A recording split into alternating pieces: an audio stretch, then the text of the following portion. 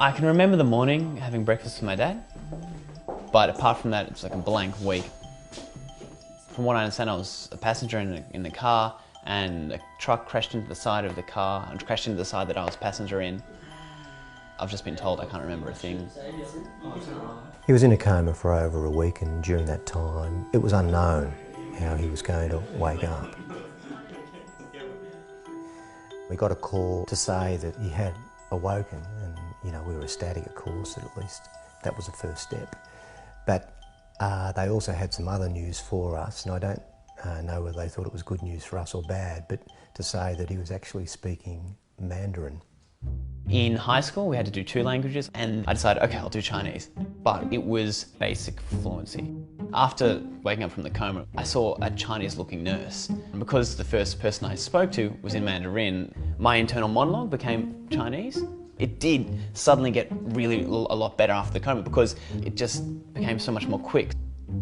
I'd probably first 3 or so days, I'd only speak Mandarin. And then when my parents came and saw me, I'd speak to them in Mandarin as well. And so that would have really frightened them, thinking, oh God, we're gonna have to start learning Chinese. So I wrote, I love my mum, I love my dad, I'll get better in Mandarin, and then gave it to them. I'm sure that the nurse translated it for them. It says, I love my dad, I love my mum, I love you all. So you're in that one, Mike. It sort of was like a little hook that he could grab onto, and he's, as I said, made a fantastic recovery, far better than anyone could have expected, and it's been on a platform of his Mandarin skills. Well, you've come a fair way since then. Yeah. So after I came out of rehab, I said, I need to do something with myself. My Mandarin's kind of the thing that I'm doing at the moment, so how about I just do 1 unit of Mandarin at Melbourne Uni? So I progressed pretty quickly, and then they said, okay, Ben, there's this competition at the Victorian finals of Mandarin. Do you want to represent Melbourne Uni? I said, yeah, sure. And then luckily got to the Australian finals, and then went on to represent Australia and China. It was amazing time, really, that he could do that because he was one of the youngest contestants. It was a fantastic way of almost letting us know that, I'm going to recover from all of these challenges that I've had.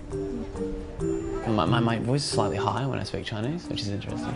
Okay, 咖啡来啦. I mean, I pronounce words wrong all the time because I might use the wrong tone or something like that, and it means something completely different. A good example of the language is that my name Ben means stupid in Chinese. So the first time I introduced myself to a Chinese person, they say, 你好, 我叫 Ben. And they kind of laughed, hi, I'm called stupid. And they thought I was almost joking. I would say I'm fluent in Mandarin. I would not say I'm fluent, but I'm fluent enough to talk with friends and to host in basic Mandarin a small TV show.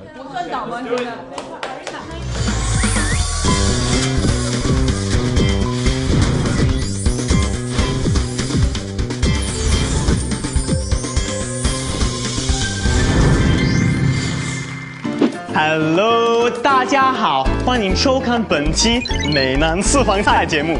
Hosting in your second language is difficult. I've got one host is from Taiwan, one host is from mainland China, so they speak, of course, fluent Mandarin. 欢迎大家收看本期的 Oh My God! If I try to speak at their pace, I'll just tumble and fall over my own words. 各位 lady, 1, 2, 各位 lady, gentlemen, local 和老外。 I mean, they've really welcomed me with open arms because there are too many people that study the language Mandarin at this level. That really gives you a lot of force behind yourself to just keep going and continuing that kind of Chinese path. I think one thing that's very telling, though, is when I look back over everything that's happened, I've never heard him once complain. He's always been so positive, and I think that's part of why he's recovered so well. I hope I'm helping bridge the relationship between China and Australia, and not only on just a business level, but also on entertainment, and then also, who knows, in the future on a diplomatic level as well.